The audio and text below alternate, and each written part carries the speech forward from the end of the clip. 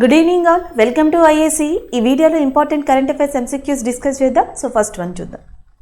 International day of democracy is celebrated around the world on. International day of democracy ఎప్పుడు అని అడుగుతున్నారు, ప్రపంచవ్యాప్తంగా ఎప్పుడు జరుపుకుంటారు అని. సో ఒకటి వచ్చేసేటప్పటికి మనకి సెప్టెంబర్ 11th అని ఉంది. సో సెప్టెంబర్ 11th వచ్చేటప్పటికి నేషనల్ ఫారెస్ట్ మ్యాట్రియార్ట్స్ డే అనే దాన్ని సో సెప్టెంబర్ 11th సెలబ్రేట్ చేయడం జరుగుతుంది, నేషనల్ ఫారెస్ట్ మ్యాట్రియార్ట్స్ డే. అలాగే సెప్టెంబర్ 12th డిఫరెంట్ డేస్ ఉన్నాయి. ఒక ఇంపార్టెంట్గా మనకి గ్రాండ్ పేరెంట్స్ డే అనే దాన్ని సెప్టెంబర్ 12th రికగ్నైజ్ చేస్తారంట. ఇది కొత్త పాయింట్గా గుర్తుపెట్టుకోవచ్చు. సెప్టెంబర్ 14th మీకు తెలిసిందే Hindi Diwas day. So Hindi Diwas day అనేది సెప్టెంబర్ 14th. నేను ఆల్రెడీ చెప్పాను, జాన్ 10th వచ్చేటప్పటికి వరల్డ్ హిందీ దివాస్ డే అని, సెప్టెంబర్ 14th వచ్చేటప్పటికి హిందీ దివాస్ డే అని, ఇంకా లాస్ట్లో ఉన్నది September 15th. So September 15th is celebrated as a international day for democracy, అంతర్జాతీయ ప్రజాస్వామ్య దినోత్సవంగా సో మనకి సెప్టెంబర్ 15th అనే దాన్ని రికగ్నైజ్ చేయడం జరిగింది. సో అది మీరు గుర్తుపెట్టుకోవచ్చు. Option D is a correct answer. Next one చూద్దాం. ఇదే డే ఇంకొకటి కూడా ఉంది, national engineers day. So national engineers day అనేది కూడా మనకి సెప్టెంబర్ 15th రికగ్నైజ్ చేయబడింది. నెక్స్ట్ వన్ చూద్దాం. Who won the Italian Grand Prix 2021? ఈ సంవత్సరం ఇటాలియన్ గ్రాండ్ ప్రిక్స్ 2021 ఎవరు గెలుచుకున్నారు? యాక్చువల్గా ఇక్కడ ఇద్దరు టాప్ ప్లేయర్స్ని ఇచ్చారు, మీరు చూడొచ్చు. Lewis Hamilton, Max వెర్స్టెపెన్.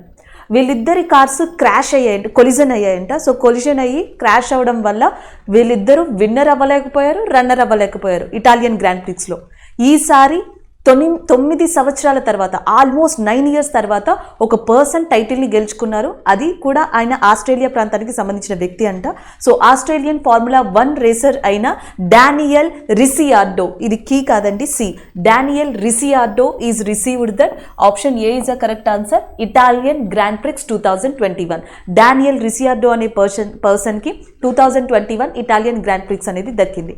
అండ్ రన్నర్గా నిలిచిన వ్యక్తి లేదా సెకండ్ ప్లేస్లో నిలిచిన వ్యక్తి ఎవరు అంటే ల్యాండ్ నొరిస్ అనే పర్సన్ సెకండ్ పర్సన్గా నిలిచారు. వీళ్ళిద్దరు ఇంపార్టెంటే, ఎందుకంటే జాన్ 2021 నుంచి ఇప్పటిదాకా మనకి ఫార్ములా 1 రేస్ అంటే లూయిస్ హ్యామిల్టన్ లేదా మ్యాక్స్ వెర్స్టెపెన్ వినిపించారు. ఒకళ్ళు విన్నర్ అయితే ఇంకొకళ్ళు రన్నర్ అవ్వడం. ఫర్ ఎగ్జాంపుల్ లూయిస్ హ్యామిల్టన్ వరుసగా ఈ సంవత్సరం బ్రిటన్ గ్రాండ్ ప్రిక్స్ని గెలుచుకున్నారు, అండ్ ఆ తర్వాత స్పెయిన్ గ్రాండ్ ప్రిక్స్ని గెలుచుకున్నారు, పోర్చుగల్ గ్రాండ్ ప్రిక్స్ని గెలుచుకున్నారు, అండ్ బెహరైన్ గ్రాండ్ ప్రిక్స్ని గెలుచుకున్నారు. ఇవన్నీ లూయిస్ హ్యామిల్టన్. అండ్ మ్యాక్స్ వెర్స్టెపెన్ వచ్చేటప్పటికి మొనాకో గ్రాండ్ ప్రిక్స్ అనేది ఈయనే కైవసం చేసుకున్నారు. అలాగే ఇమిలియా రొమాగ్నా అని చెప్పేసి ఉంది. సో ఇమిలియా రొమాగ్నా గ్రాండ్ ప్రిక్స్ని కూడా మ్యాక్స్ వెర్స్టెపెన్ సొంతం చేసుకున్నారు. అయితే ఈసారి ఇటాలియన్ గ్రాండ్ ప్రిక్స్ని మాత్రం విన్నర్గా నిలిచింది డానియల్ రిసియార్డో, రన్నర్గా నిలిచింది ల్యాండ్ నూరిస్, థర్డ్ ప్లేస్లో నిలిచింది వి బొటెస్ లేదా వాల్టెరీ బొటెస్ థర్డ్ ప్లేస్లో నిలవడం జరిగింది. సో ఇవి మీరు గుర్తుపెట్టుకోవచ్చు. అండ్ నెక్స్ట్ వన్ చూద్దాం. అలాగే ఇక్కడ ఇటలీ ఇచ్చారు కదా, ఇటలీ క్యాపిటల్ వచ్చేటప్పటికి రోమ్గా ఉంది, అండ్ కరెన్సీ వచ్చేటప్పటికి euro. So euro is a currency and capital is a Rome అనమాట. అలాగే ఇటలీ యొక్క ప్రత్యేకత ఏంటంటే ఈ సంవత్సరం 2021 G20 సమావేశాలన్నీ కూడా వర్చువల్గా కానీ నార్మల్గా కానీ సో ఏ కంట్రీ ఆతిథ్యం ఇచ్చింది అంటే ఇటలీ ఆతిథ్యం ఇవ్వడం జరిగింది. సో అది ఒక పాయింట్ని మీరు ఇక్కడ గుర్తుపెట్టుకోవచ్చు. నెక్స్ట్ వన్ చూద్దాం. Which state recently inaugurated India's largest open air fernery? So భారతదేశంలో అతిపెద్ద ఓపెన్ ఎయిర్ ఫెర్నరీ అనేది ఏ రాష్ట్రంలో స్టార్ట్ అయింది అని అడుగుతున్నారు. సో ఫస్ట్ మీరు తెలుసుకోవాల్సింది ఫెర్నరీ అంటే ఏంటి లేదా ఎయిర్ ఫెర్నరీ అంటే ఏంటి. సో జనరల్గా ఇది ఒక రకమైన అడవి అని చెప్పొచ్చు, లేదా ఒక రకమైన చెట్ల సమూహం అని చెప్పొచ్చు. జనరల్గా మనం చెట్లు చూస్తే వాటికి ఫ్రూట్స్ కానీ, పళ్ళు కానీ, పువ్వులు కానీ, ఫ్లవర్స్ కానీ ఇవి చూస్తూ ఉంటాం. కానీ ఫెర్నరీ ట్రీస్కి వచ్చేటప్పటికి కంప్లీట్గా ఓన్లీ ఆకులతో నిండి ఉంటాయి.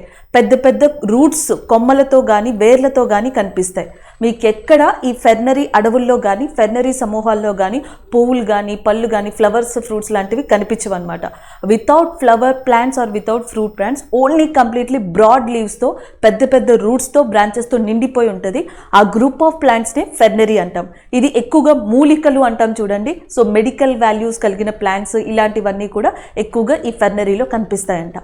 అయితే భారతదేశంలో ఈ ఎయిర్ ఫెర్నరీ అనేది ముఖ్యంగా 2 ప్లేసెస్లో చాలా ఫేమస్. ఒకటి మనకి Jawaharlal Nehru botanical research institute అని చెప్పేసి ఉంది. అది ఎక్కడుందంటే తిరువనంతపురం. ఇది గుర్తుపెట్టుకోండి, జీకే పరంగా మీకు పనికొస్తుంది. తిరువనంతపురంలో ఉన్న Jawaharlal Nehru botanical research institute అని చెప్పేసి ఉంది. భారతదేశంలోని అతిపెద్ద ఎయిర్ ఫెర్నరీ అంట ఇది. కాకపోతే ఇక్కడ చూడొచ్చు మీరు, ఓపెన్ ఎయిర్ ఫెర్నరీ అని ఇచ్చారు కదా, ఇది క్లోజ్డ్, ఓపెన్గా ఉండదు. సో భారతదేశంలో అతిపెద్ద ఎయిర్ ఫెర్నరీగా దేన్ని తీసుకుంటారు అంటే తిరువనంతపురంలో ఉన్న జవహర్లాల్ నెహ్రూ బొటానికల్ రీసెర్చ్. కానీ ఇక్కడ ఏమని అడుగుతున్నారు, భారతదేశంలోని అతిపెద్ద ఓపెన్ ఎయిర్ ఫెర్నరీ ఇటీవల ఏ రాష్ట్రంలో ప్రారంభమైందని అడిగారు. Answer Uttarakhand is a correct answer. Option C is a correct one. So Uttarakhand అనేది కరెక్ట్ అవుతుంది. అలాగే ఉత్తరాఖండ్లో ఏ ప్రదేశంలో దీన్ని స్టార్ట్ చేశారు అంటే రాణి కేట్ అనే ప్రదేశంలో దీన్ని స్టార్ట్ చేశారు. ఇది సముద్ర మట్టానికి 1800 మీటర్ల హైట్లో ఉందంట. 1800 మీటర్స్ హైట్లో ఉన్న రాణి కేట్ అనే ప్రదేశంలో ఉత్తరాఖండ్లో సో మనకి ఇది స్టార్ట్ చేశారు. ఓపెన్ ఎయిర్ అని మాత్రం అడిగితే లార్జెస్ట్ ఉత్తరాఖండ్ పెట్టేయచ్చు. ఓపెన్ అని అడగకుండా ఎయిర్ ఫెర్నరీ అని అడిగితే ఫస్ట్ తిరువనంతపురం అవుతుంది, సెకండ్ ఉత్తరాఖండ్ అవుతుంది. ఇది ఒక్కటే చేంజ్ అవుతుంది, మీరు చూసుకోవాలి. అలాగే ఉత్తరాఖండ్కి ఇటీవల నూతన గవర్నర్గా అపాయింట్ అయిన పర్సన్ ఎవరు అంటే గుర్మిత్ సింగ్ గారు. లెఫ్టినెంట్ జనరల్ గుర్మిత్ సింగ్ గారు బేబీ రాణి మౌర్య గారి ప్లేస్లో నూతన గవర్నర్గా ఉత్తరాఖండ్లో అపాయింట్ అయ్యారు.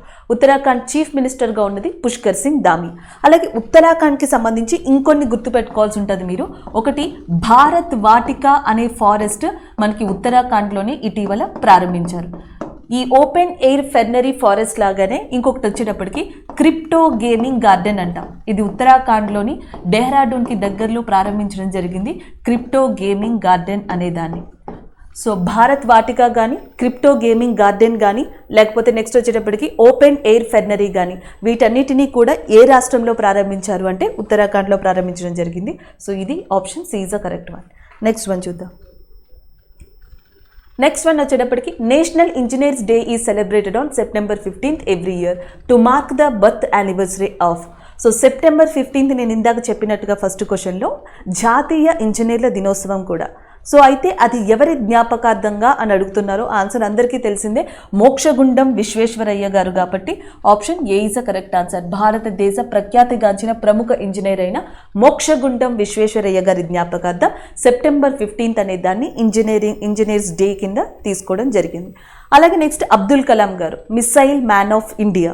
మిసైల్ మ్యాన్ ఆఫ్ ఇండియాగా అబ్దుల్ కలాం అంటారు. మిసైల్ విమెన్ ఆఫ్ ఇండియా కింద ఎవరిని పిలుస్తారు అంటే టెస్సీ థామస్ని పిలవడం జరుగుతుంది. ఇది ఒక జీకే క్వశ్చన్ అండి, గుర్తుపెట్టుకోవచ్చు. Missile women of India is a Tessy Thomas. అలాగే మిసైల్ మ్యాన్ ఆఫ్ ఇండియా అయిన అబ్దుల్ కలాం గారి జ్ఞాపకార్థం కూడా ఒక డే ఉంది, దాన్ని October 15th అంట, వరల్డ్ స్టూడెంట్స్ డే. దీనిని యునైటెడ్ నేషనే రికగ్నైజ్ చేసింది. యునైటెడ్ నేషన్ అబ్దుల్ కలాం గారి యొక్క పుట్టినరోజు జ్ఞాపకార్థంగా October 15th అనే దాన్ని ప్రపంచ విద్యార్థుల దినోత్సవం, వరల్డ్ స్టూడెంట్స్ డే కింద రికగ్నైజ్ చేసింది. ఇక సర్వేపల్లి రాధాకృష్ణ గారి గురించి మీకు ఆల్రెడీ తెలుసు, నేషనల్ టీచర్స్ డే అని చెప్పేసి September 5th రికగ్నైజ్ చేసాం. 1954లో మొట్టమొదటిగా ముగ్గురికి భారతరత్న వచ్చింది. వాళ్ళల్లో భారతదేశపు మొట్టమొదటి ఉపరాష్ట్రపతి అయిన సర్వేపల్లి రాధాకృష్ణ గారు ఒకళ్ళు. Next Srinivasa Ramanujan. So national mathematics day అంటాం. సో జాతీయ గణిత దినోత్సవంగా చెప్పొచ్చు నేషనల్ మ్యాథమెటిక్స్ డే. ఇది వచ్చేటప్పటికి December 22nd. December 22nd ఏమో మనకి mathematics day. And next September 5th ఏమో సర్వేపల్లి రాధాకృష్ణ గారి జ్ఞాపకార్థంగా టీచర్స్ డే. October 15th ఏమో world students day, Abdul Kalam గారి జ్ఞాపకార్థం. అండ్ నెక్స్ట్ మోక్షగుండం విశ్వేశ్వరయ్య గారి జ్ఞాపకార్థంగా ఇంజనీర్స్ డే అనేది మనకి September 15th. అలాగే December 22nd national mathematics day, జాతీయ గణిత దినోత్సవం. December 23rd రైతు దినోత్సవం. December 23rd Kisan Diwas day అంటాం. చౌదరి చరణ్ సింగ్ గారు అని ఉన్నారు. చౌదరి చరణ్ సింగ్ గారి యొక్క జ్ఞాపకార్థంగా రైతుల దినోత్సవం లేదా Kisan Diwas day, farmers day అనే దాన్ని December 23rd రికగ్నైజ్ చేశారు. August 29th national sports day, అది ధ్యాన్ చంద్ గారి యొక్క జ్ఞాపకార్థంగా దాన్ని రికగ్నైజ్ చేయడం జరిగింది. ఇవి డేస్కి సంబంధించినవి. అలాగే ఇక్కడ ఇంజనీర్స్ అని మాట్లాడుతున్నాం కాబట్టి ఇంజనీర్స్ ఇండియా లిమిటెడ్ అని ఉంది. ఇంజనీర్స్ ఇండియా లిమిటెడ్కి ఇటీవల నూతనంగా అపాయింట్ అయిన ఎండి ఎవరు అంటే మీకు ఆల్రెడీ తెలుసు, వర్తిక శుక్లా గారు నూతనంగా అపాయింట్ అయ్యారు ఎండిగా. అలాగే ఇంజనీర్స్ ఇండియా లిమిటెడ్కి ఇది వరకు ఉన్నది ఎవరు అంటే ఆర్కే సబర్వాల్ గారు. ఆర్కే సబర్వాల్ ఈజ్ ఒకప్పుడు మనకి మేనేజింగ్ డైరెక్టర్గా ఉన్నారు ఇంజనీర్స్ ఇండియా లిమిటెడ్కి. ఇప్పుడు వర్తిక శుక్లా గారు వచ్చారు. అయితే ఆర్కే సబర్వాల్ గారికి 2021లో అవార్డు వచ్చింది. అది ఏ కంట్రీ ఇచ్చింది అంటే మంగోలియా. ఇప్పుడు భారతదేశానికి భారతరత్న, పద్మవిభూషణ్ ఎలా హైయెస్ట్ అవార్డ్స్ అంటామో మంగోలియా కంట్రీకి ఒక హైయెస్ట్ సివిలియన్ అవార్డు ఉంది. దానిని ఆర్డర్ ఆఫ్ పోలార్ స్టార్ అని చెప్పి పిలుస్తారు. ఈ ఆర్డర్ ఆఫ్ పోలార్ స్టార్ అనేది 2021లో ఎవరికి వచ్చింది అంటే ఆర్కే సబర్వాల్ గారికి రావడం జరిగింది. అలాగే జపాన్ కూడా ఈ సంవత్సరం ఒక అవార్డు ఇచ్చింది, outstanding contribution in civil engineering అని. అది ఎవరికి ఇచ్చింది అంటే ఢిల్లీ మెట్రోకి outstanding contribution in civil engineering award కూడా ఇవ్వడం జరిగింది. సో ఇవి రిలేటెడ్గా మీరు గుర్తుపెట్టుకోవచ్చు, రీసెంట్గా జరిగిన కరెంట్ అఫైర్స్ ఇవి. Next one, which bank has recently partnered with society for world wide inter bank financial telecommunication for real time cross border payments tracking. So ఇక్కడ స్విఫ్ట్గా పిలవచ్చు. స్విఫ్ట్ ఏంటి అంటే జనరల్గా మనం ఇండియాలో ఉన్నాం అనుకోండి, వేరే కంట్రీ వాళ్ళు అంటే వేరే కంట్రీలో ఉన్న బ్యాంక్స్ ఇండియాతో టైఅప్ అయి ఉన్నవి, ఇండియాతో పార్ట్నర్గా ఉన్నవి. సో ఆ బ్యాంక్స్ నుంచి ఎవరైనా సరే కొంతమంది మనీని ఇండియాలో ఉన్న పర్సన్స్కి పంపించవచ్చు. సో అది ఇక్కడ మెయిన్ థింగ్ అనమాట.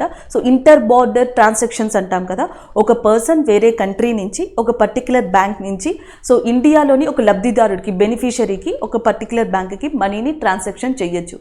దీనికంటూ కొన్ని రూల్స్ ఉన్నాయి, ఆథరైజేషన్స్ ఉన్నాయి. సో ఇలా రిసీవ్డ్ కానీ లేకపోతే పేమెంట్కి కానీ సమాచారం కోసం స్విఫ్ట్ అనే దాన్ని 1973లో తీసుకొచ్చారు, world wide inter bank financial telecommunication అని.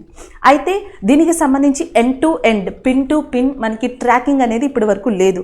అలాంటి ట్రాకింగ్ని మొట్టమొదటిసారిగా డెవలప్మెంట్ బ్యాంక్ ఆఫ్ సింగపూర్ అనేది కల్పిస్తుంది. So option B is a correct answer, that is a development bank of Singapore. So SWIFT పద్ధతికి ఇంటర్ బోర్డర్ ట్రాన్సాక్షన్స్కి సంబంధించి ఒక real time end to end tracking సిస్టమ్ని మొట్టమొదటిసారిగా భారతదేశానికి కల్పిస్తున్న బ్యాంక్ ఏది అంటే డెవలప్మెంట్ బ్యాంక్ ఆఫ్ సింగపూర్గా చెప్పొచ్చు. Option B is a correct answer. Next one చూద్దాం. And where was India's first nuclear missile tracking ship named INS Dhruv commission. So INS Dhruv అనేది ఎక్కడ ప్రారంభమైంది అని అడుగుతున్నారు. డైరెక్ట్గా ఫస్ట్ ఆన్సర్ చూద్దాం, that is a Visakhapatnam. Option C is a correct answer. INS Dhruv అనేది విశాఖపట్నం కేంద్రంగా స్టార్ట్ అయింది. సో ఒకసారి మీరు జనరల్గా చూసుకుంటే ఇటు మనకి మెక్మోహన్ రేఖ, ఇటు రాడ్క్లిఫ్ రేఖ ఉన్నాయి, ఇటు పాకిస్తాన్ ఉంది, ఇటు చైనా ఉంది. సో వీటి నుంచి తట్టుకోవడం కోసం మనమే ఓన్ డ్రోన్ టెక్నాలజీని తయారు చేసుకున్నాం. India's indigenous drone system is called as that is nothing but ఇంద్రజాల్గా చెప్తారు. ఇంద్రజాల్ అనేది మన ఓన్ డ్రోన్ సిస్టమ్ అనమాట. గ్రీన్ రోబోటిక్స్ అనే సంస్థ తయారు చేసింది. సో ఇక్కడ వరకు ఓకే, మానిటర్ చేస్తుంది, ఏదైనా మిసైల్స్ వస్తే యాంటీగా దానికి మనం ఆన్సర్ చెప్తాం, ట్రాక్ చేసుకుంటాం. కానీ కింద ఉన్న కోస్టల్ ఏరియా నుంచి అటు పాకిస్తాన్ కానీ చైనా కానీ అటాక్ చేసే ప్రమాదం ఉంది. ఈ టైంలో అవి ఎలాంటి మిసైల్స్ని లాంచ్ చేసాయి, ఎప్పుడు చేసాయి, ఎక్కడి నుంచి వస్తున్నాయని ట్రాక్ చేయడానికి మనకంటూ ఒక డివైస్ కావాలి. అందుకని చెప్పేసి INS ధ్రువ్ అనే దాన్ని తీసుకొచ్చారు. రీసెంట్గా దానిని విశాఖపట్నంలో లాంచ్ చేయడం జరిగింది. Option C is a correct answer. దీన్ని ఎవరు మ్యానుఫ్యాక్చర్ చేశారు అని అడిగితే Hindustan shipyard limited. So Hindustan shipyard limited అనేది దీన్ని మ్యానుఫ్యాక్చర్ చేయడం జరిగింది. అందుకే దీన్ని విశాఖపట్నంలో ఫస్ట్గా లాంచ్ చేశారు. ఫస్ట్ దీన్ని మ్యానుఫ్యాక్చర్ చేసినప్పుడు VC-11184 దీని పేరు ఇది. VC-11184 అని ఒక సీక్రెట్ ఆపరేషన్ కింద లాంచ్ చేశారు దీన్ని, అంటే టెస్ట్ పర్పస్ కోసం, అసలు ఎట్లా ట్రాక్ అవుతుంది దీనికోసం. ఇది సక్సెస్ అయిపోయిన తర్వాత ఈ VC-11184ని మనకి INS ధ్రువ్ కింద చేంజ్ చేశారనమాట. INS ధ్రువ్ అనేది ఒక షిప్. ఇదేంటంటే అటు చైనా నుంచి కానీ ఇటు పాకిస్తాన్ నుంచి కానీ ఏ కంట్రీ నుంచి అయినా బెలాస్టిక్ న్యూక్లియర్ మిసైల్స్ కనుక వస్తే వాటిని ట్రాక్ చేసే షిప్గా ఇది ఉంటుందంట. అదే కాకుండా దీంట్లో శాటిలైట్స్ని అరేంజ్ చేశారు, దాంతోపాటు కొన్ని కమ్యూనికేషన్ డివైస్ని అరేంజ్ చేశారు. 300 పీపుల్ని దాంట్లో ఉండగల కెపాసిటీ ఆ షిప్కి ఉందంట. ఒక మినీ హెలికాప్టర్ని లాంచ్ చేయొచ్చంట. సో ఇలాంటి వాటితో డిజైన్ చేయబడింది. హిందుస్థాన్ షిప్ యార్డ్ లిమిటెడ్ దీన్ని డిజైన్ చేసింది. సో అది దీని యొక్క స్పెసిఫికేషన్. అయితే ఇలాంటి షిప్ ఫస్ట్ టైం ఇండియా కాదు, ఆల్రెడీ 4 కంట్రీలు ఇలాంటివి యూజ్ చేస్తున్నాయి, అమల్లో ఉన్నాయి. దాంట్లో వన్ ఆఫ్ ద కంట్రీగా రష్యా అని చెప్పొచ్చు. రష్యా యూజ్ చేస్తుంది, అలాగే USA యూజ్ చేస్తుంది, ఫ్రాన్స్ ఉంది అండ్ చైనా ఉంది. చైనాకి 4 ఉన్నాయి ఇలాంటి ships. China, Russia, USA, France. ఇప్పుడు 5వ కంట్రీగా ఇలాంటి షిప్ ఉన్న కంట్రీగా ఏది రికార్డ్ క్రియేట్ చేసింది, ఏది స్థానాన్ని సంపాదించుకుంది అంటే దట్ ఈస్ ఇండియాగా చెప్పొచ్చు. సో అది అక్కడ మీకు అడిషనల్ ఇన్ఫర్మేషన్గా యూజ్ అవుతుంది. So next one, recently which Indian navy ship participated in the maritime exercise with Sudan. So Indian navy, Sudan navy ఇటీవల మనకి ఎర్ర సముద్రం లేదా రెడ్ సీ కేంద్రంగా ఒక యుద్ధ విన్యాసాన్ని కండక్ట్ చేశాయి. దీంట్లో సూడాన్కి సంబంధించి ఆల్మెస్ అనే ఒక షిప్, నిమిర్ అనే ఇంకొక షిప్ పార్టిసిపేట్ చేశాయి. ముఖ్యంగా అయితే ఇండియా తరపున ఏది పార్టిసిపేట్ చేసింది అని అడుగుతున్నారు. INS Talwar, INS Tabar, Ranvijay, Airavat. So answer వచ్చేటప్పటికి INS Tabar is a correct answer. భారతదేశానికి సంబంధించిన ఐఎన్ఎస్ థాబార్ అండ్ సూడాన్కి సంబంధించిన ఎల్మెస్ షిప్స్ రెడ్ సీ కేంద్రంగా లేదా ఎర్ర సముద్రం కేంద్రంగా ఇటీవల యుద్ధ విన్యాసాన్ని కండక్ట్ చేశాయి. అలాగే సూడాన్ యొక్క క్యాపిటల్ వచ్చేటప్పటికి ఖార్తూమ్. చాలామంది కన్ఫ్యూజ్ అయ్యేది ఏంటి అంటే ఇక్కడ మనకి Sudan and south Sudan. So జనరల్గా 2011 వరకు సూడాన్ అనేది ఒక కంట్రీనే, కానీ 2011లో సూడాన్ నుంచి సౌత్ సూడాన్ అనేది స్ప్లిట్ అయ్యింది, సో విడిపోయింది. సో దాని తర్వాత మనకి ఇప్పుడు సూడాన్, సౌత్ సూడాన్ అని 2 కంట్రీస్ ఉన్నాయి. సూడాన్ యొక్క క్యాపిటల్ ఖార్తూమ్, సౌత్ సూడాన్ యొక్క క్యాపిటల్ వచ్చేటప్పటికి జూబాగా ఉంది. ఈ సౌత్ సూడాన్ అనేది 193rd కంట్రీ ఆఫ్ యుఎన్ యొక్క 193వ సభ్య దేశంగా ఉన్నది ఏది అంటే సౌత్ సూడాన్గా చెప్పొచ్చు. Is it clear? అలాంటి సూడాన్ ఇండియాతో కలిసి ఈ యుద్ధ విన్యాసాన్ని కండక్ట్ చేసింది. దీని స్పెసిఫిక్ నేమ్ అయితే ఇవ్వలేదు. అలాగే ఇక్కడ ఐఎన్ఎస్ రన్ విజయ్ అని ఉంది చూసారా, ఐఎన్ఎస్ రన్ విజయ్, ఐఎన్ఎస్ కోరా, ఈ 2 కూడా సౌత్ చైనా సీ కేంద్రంగా ఫిలిప్పీన్స్ తోటి, వియత్నాం తోటి యుద్ధ విన్యాసాన్ని కండక్ట్ చేశాయి. సౌత్ చైనా సీ కేంద్రంగా ఐఎన్ఎస్ రన్ విజయ్, ఐఎన్ఎస్ కోరా వియత్నాం నావీతో ఒక యుద్ధ విన్యాసాన్ని, ఫిలిప్పీన్స్ కంట్రీతో ఒక యుద్ధ విన్యాసాన్ని ఈ సంవత్సరం కండక్ట్ చేయడం జరిగింది. నెక్స్ట్ వన్ చూద్దాం. Next one, world lymphoma awareness day is observed every year on. So world lymphoma day ఎప్పుడు అని అడుగుతున్నారు. ఆప్షన్స్ వచ్చేటప్పటికి 11th and 12th ఇందాకలో ఎక్స్ప్లెయిన్ చేశాను, 13 స్పెసిఫిక్ డే లేదు, and September 15th is a correct answer.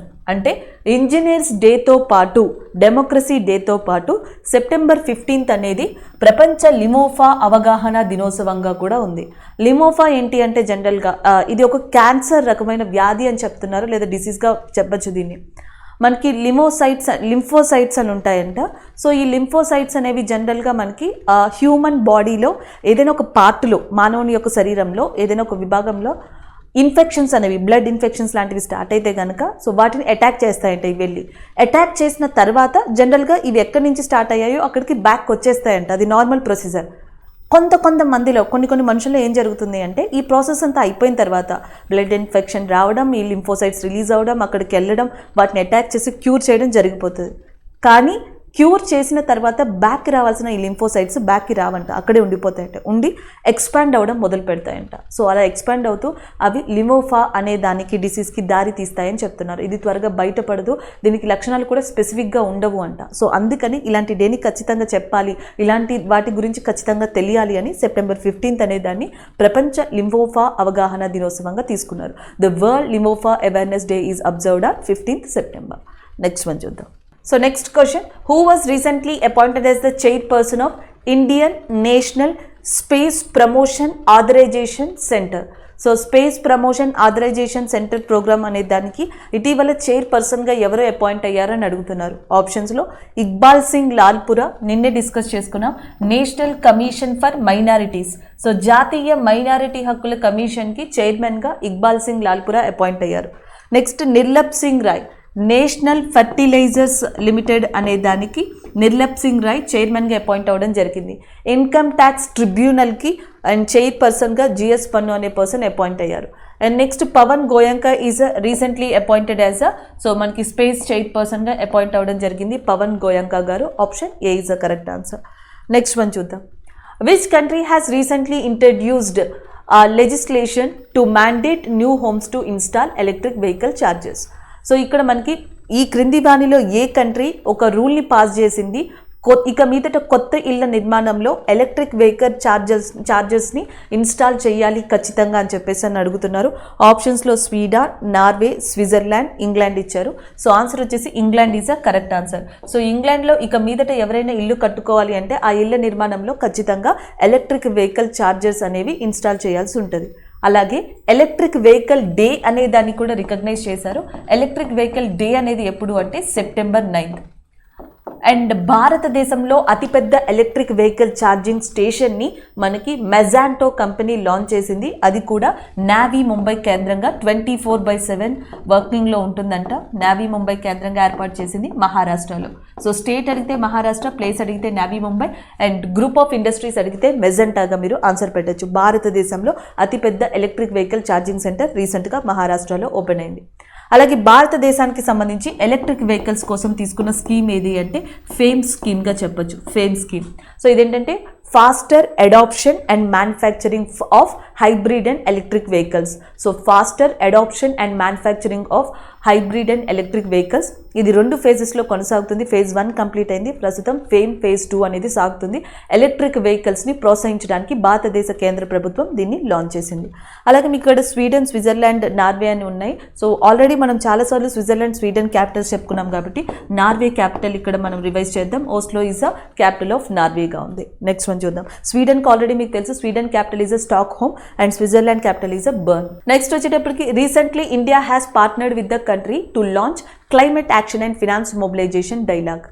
So India ఎవరితో partner అయ్యి అంటే ఎవరితో కలిసి climate action and finance mobilisation అనే దాన్ని లాంచ్ చేసింది అని అడుగుతున్నారు. సో ఆన్సర్ వచ్చేసి option D is the correct answer, USA. ఇటీవల యుఎస్ఏ ఇండియా 2030 కల్లా ఈ క్లైమేట్ కి సంబంధించి ఎలాంటి చర్యలు తీసుకోవాలి, మిటిగేషన్ యాక్షన్స్ అనేవి తీసుకోవాలి, 2030 కల్లా ఎలా ఇంప్రూవ్మెంట్ సాధించాలి అనే ఉద్దేశంతో న్యూఢిల్లీ కేంద్రంగా ఈ సమావేశాన్ని నిర్వహించడం జరిగింది. ఈ సమావేశాన్ని ఇండియా తరపున ప్రస్తుతం పర్యావరణ శాఖ మంత్రి, ఎన్విరాన్మెంట్ మినిస్టర్గా ఉన్న భూపేంద్ర యాదవ్ గారు అండ్ ఆయనతో పాటు నెక్స్ట్ వచ్చేటప్పటికి యుఎస్ యొక్క special ambassador for climate change, ఆయన పేరు John Kerry. So John Kerry for that US special ambassador of climate change and union environmental minister Bhupendra Yadav, వీళ్ళిద్దరూ కలిసి న్యూఢిల్లీ కేంద్రంగా మనకి ఈ climate action and finance mobilisation dialogue అనే దాన్ని లాంచ్ చేయడం జరిగింది. అలాగే దీంతో పాటు ఇంకొకటి ఏంటంటే క్లైమేట్ చేంజ్ అంటున్నాం కాబట్టి ఈ క్లైమేట్ వచ్చేటప్పటికి మనకి కాన్ఫరెన్స్ ఆఫ్ పార్టీ సమావేశాలు జరుగుతాయి. ఇవి మీకు కరెంట్ అఫైర్స్ పరంగా, జీకే పరంగా చాలా ఇంపార్టెంట్. కాన్ఫరెన్స్ ఆఫ్ పార్టీ సమావేశాలు ఎక్కడ జరుగుతాయని అడుగుతారు. సో జనరల్గా COP25 అనే సమావేశం 2019లో జరిగింది స్పెయిన్ కేంద్రంగా. సో స్పెయిన్ కేంద్రంగా మాడ్రిడ్లో COP25 అనే సమావేశం జరిగింది 2019లో. తర్వాత 2020లో COP సమావేశం జరగాలి, కానీ కోవిడ్ కారణంగా జరగలేదు. అప్పుడు జరగవలసిన COP26 సమావేశాన్ని ఈ సంవత్సరం నిర్వహించనున్నారు. సో COP26 అనే సమావేశాన్ని 2021లో గ్లాస్గో కేంద్రంగా ఆర్గనైజ్ చేస్తున్నారు, which is in UK. So మనకి ఈ సంవత్సరం COP26 గ్లాస్గో యూకే, 2019లోనేమో COP25 స్పెయిన్ మాడ్రిడ్లో మనకి సమావేశం నిర్వహించారు. కాన్ఫరెన్స్ ఆఫ్ పార్టీస్ అంటాం. ఇది ముఖ్యంగా క్లైమేట్ చేంజ్ కోసం సమావేశం అవుతుంది. అంటే క్లైమేట్ చేంజ్కి సంబంధించిన చర్యలు ఎలాంటివి తీసుకోవాలనే దానిపైన ఈ సమావేశాలు కొనసాగుతాయి. నెక్స్ట్ వన్ చూద్దాం. According to the report titled Situation Assessment of Agriculture Households and Land Holdings of Households in Rural India 2019 by National Statistical Organization, what is the percentage increase in the outstanding debit of agriculture households in rural India? ఇక్కడ మనకి national statistical organisation రీసెంట్గా ఒక report ఇచ్చింది విలేజెస్కి సంబంధించి. So విలేజెస్లో ఉండే ఈ house హోల్డ్స్కి సంబంధించి ఎంత డెబిట్లో ఉన్నారు, ఎంతమంది డెబిట్లో ఉన్నారు, ఎంత పర్సంటేజ్ డెబిట్లో ఉన్నారు, ఇలా ఇచ్చారు. అయితే క్వశ్చన్ ఏంటంటే అది ఇచ్చిన రిపోర్టు ప్రకారం సో మనకి ఎంత పర్సంటేజ్ అనేది ఇంక్రీజ్ అయ్యింది agriculture house holds in rural ఏరియాలో, డెబిట్ అనేది వాళ్ళలో ఎంత ఇంక్రీజ్ అయింది అని అడుగుతున్నారు. ఆన్సర్ వచ్చేటప్పటికి 57.7% is a correct answer. Option B is a correct one. Next one చూద్దాం. Who has been recently appointed as the Vice Chairman of Gandhi Smriti and Darshan Samiti? Gandhi Smriti and Darshan Samiti అనేది న్యూఢిల్లీ కేంద్రంగా work చేస్తుంది. దాని చైర్మన్గా prime minister of India Narendra Modi ఉన్నారు. అయితే రీసెంట్గా vice chairman appoint అయ్యారు. ఆయన ఎవరు అని అడుగుతున్నారు. సో జనరల్గా మనకి ఇక్కడ ఆప్షన్స్లో వి వైద్యనాథన్ ఇచ్చారు కదా. సో ఈయన వచ్చేటప్పటికి ఐడిఎఫ్సి ఫస్ట్ బ్యాంక్ అని చెప్పేసి ఉంది, దానికి సీఈఓగా ఉన్నారు. ఐడిఎఫ్సి ఫస్ట్ బ్యాంక్కి సీఈఓగా ఉన్నది మనకి వి వైద్యనాథన్ గారు. So next Satish Parekh and Tripathi Vijay Goyal అని చెప్పేసి ఉన్నారు. మనకి international road federation of India, so దానికి సతీష్ పరేఖ్ గారు రీసెంట్గా అపాయింట్ అయ్యారు చైర్మన్గా.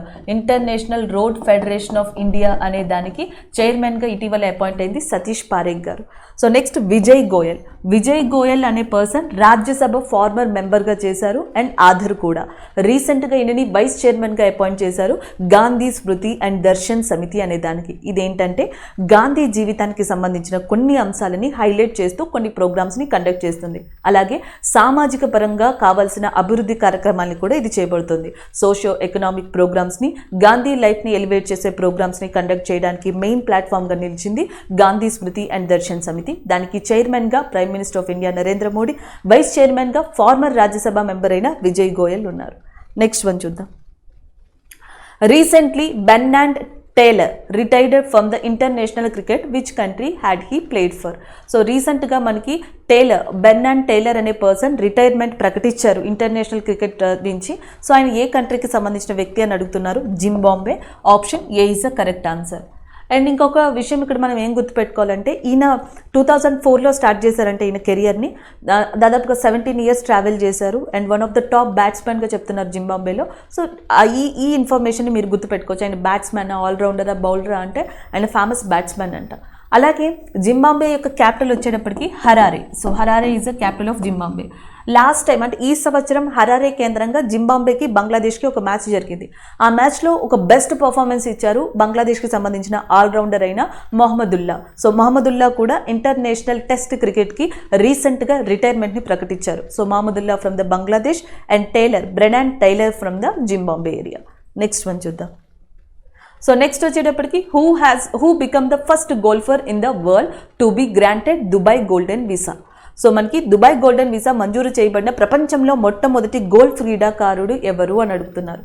సో దుబాయ్ వీసా అనేది 5 నుంచి 10 సంవత్సరాల వరకు ఆ టైం పీరియడ్ ఉంటుందంట. కొంతమందికి 5 years, కొంతమందికి 10 years వరకు ఇస్తారట. Maximum time period 10 years. ఇదేంటంటే ఆ వీసా పొందిన వ్యక్తులు చదువుకోవచ్చు, తిరగచ్చు, టూరిజం అనమాట, బిజినెస్ చేసుకోవచ్చు, ఏ యాక్టివిటీస్ అయినా సరే. సో నేషనల్ స్పాన్సర్షిప్ అనేది లేకుండా సో మనం యూఏఈ ఇది వాటికి ప్రొవైడ్ చేస్తుంది. ఎవరైతే గోల్డెన్ వీసా ఉందో వాళ్ళు ఆరామ్సే 10 years కూడా మనకి యూఏఈలో డిఫరెంట్ యాక్టివిటీస్ని చేసుకోవచ్చు. ఇలాంటి గోల్డెన్ వీసాని షారుఖ్ ఖాన్ అందుకున్నారు. షారుఖ్ ఖాన్ తర్వాత సానియా మిర్జా తీసుకున్నారు. రీసెంట్గా అయితే సంజయ్ దత్ గారికి కూడా ఈ గోల్డెన్ వీసా లభించింది. అయితే ఇక్కడ క్వశ్చన్ ఏంటి, ప్రపంచంలో మొట్టమొదటి క్రీడాకారుడు ఎవరు, అది కూడా గోల్ఫ్ క్రీడాకారుడు ఎవరు అని అడుగుతున్నారు. సో ఆన్సర్ వచ్చేసి Jeev Milkha Singh is correct answer. And that too ఈయన ఇండియాకి సంబంధించిన వ్యక్తి. ఇండియా గోల్ఫ్ ప్లేయర్ అయిన జీవ్ మిల్కా సింగ్ ప్రపంచంలోనే మొట్టమొదటి గోల్ఫ్ క్రీడాకారుడుగా ఉన్నారు యూఏఈ గోల్డెన్ వీసా పొందిన వాళ్ళలో. అలాగే ఈయన యొక్క తండ్రి జీవ్ మిల్కా సింగ్ యొక్క తండ్రి వచ్చేటప్పటికి మిల్కా సింగ్ ప్రముఖ స్ప్రింటర్, ప్రముఖ ప్లేయర్గా చెప్పొచ్చు. ఫ్లయింగ్ సిక్ ఆఫ్ ఇండియాగా పిలువబడే మిల్కా సింగ్ యొక్క కొడుకు ఈయన. సో మిల్కా సింగ్ గారి యొక్క బుక్ వచ్చేటప్పటికి autobiography book the race of my life. Milkha Singh కూతురు కో ఆథర్గా ఉన్నారు, ఆయన డాటర్ కో ఆథర్గా ఉన్నారు. ఈయన మెయిన్ ఆథర్గా తన ఆటోబయోగ్రఫీని రాసుకున్నారు the race of my life. June మంత్లో కోవిడ్ కారణంగా చనిపోయారు. మిల్కా సింగ్ వైఫ్ అంటే జీవ్ సింగ్ యొక్క తల్లి, మదర్, ఆమె పేరు నిర్మలా సిమిని అనుకుంటా. Nirmala is a correct answer. అది నిర్మలా, ఆమె ఫేమస్ వాలీబాల్ ప్లేయర్ అంట. Volleyball player mother and father వచ్చేటప్పటికి ఫేమస్ స్ప్రింటర్, ఈయన వచ్చేటప్పటికి golf player. So Jeev Milkha Singh రీసెంట్గా యూఏఈ యొక్క గోల్డెన్ వీసాని తీసుకున్నారు. నెక్స్ట్ వన్ చూద్దాం. Recently who has been appointed as India MD and vice president of Adobe? So Adobe అనే దానికి వైస్ ప్రెసిడెంట్ అండ్ ఎండీగా ఎవరు అపాయింట్ అయ్యారని అడుగుతున్నారు. వర్తికా శుక్లా, చాలాసార్లు చెప్పాను, ఇంజనీర్స్ ఇండియా లిమిటెడ్కి చైర్మన్గా రీసెంట్గా అపాయింట్ అయ్యారు. Rekha Sharma national commission for women అనే దానికి చైర్మన్గా ఉన్నారు. And Pravitha Mohapatra is recently appointed as a vice president of Adobe India. So option A is a correct answer. Next one చూద్దాం. Next, which state has become the first state to install off-grid solar pumps under Prime Minister Kusum scheme? So prime minister Kusum scheme కింద ఏ రాష్ట్రం మొట్టమొదటి రాష్ట్రంగా పేరుగాంచింది of grid solar పంప్స్ని install చేయడంలో అని అడుగుతున్నారు. Answer Haryana. So Haryana మొట్టమొదటిగా 2021 సంవత్సరానికి గాను 15,000 సోలార్ పంప్స్ని లాంచ్ చేయాలని మొట్టమొదటిసారిగా నిర్ణయించుకుందంట. అయితే ఇప్పటికే 14,418 సోలార్ పంప్స్ని హర్యానాలోని వివిధ ప్రాంతాల్లో ఇన్స్టాల్ చేశారు. సో అందుకే Haryana become as the first state in India so install off grid solar pumps under PM Kusum స్కీమ్గా చెప్పచ్చు. సో ప్రధానమంత్రి కుసుమ్ స్కీమ్లో ఏంటంటే రైతులు సాగునీటి కోసం యూజ్ చేసే మోటార్ పంప్స్ లేదా డీజిల్ పంప్స్ని సోలార్ పంప్స్ కింద రీప్లేస్ చేయడమే. సో ఇలాంటి దాంట్లో పురోగతి సాధించిన స్టేట్ అండ్ మొట్టమొదటి state Haryana. Haryana chief minister Manohar Lal Khattar గారు, హర్యానా గవర్నర్గా బండారు దత్తాత్రేయ గారు ఉన్నారు. Thank you.